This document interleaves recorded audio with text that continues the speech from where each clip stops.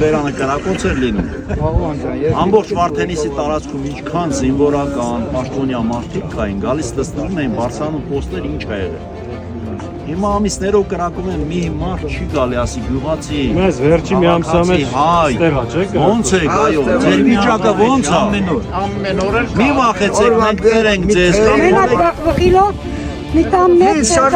չեմ կարում նայեմ լուսամուտներին եկա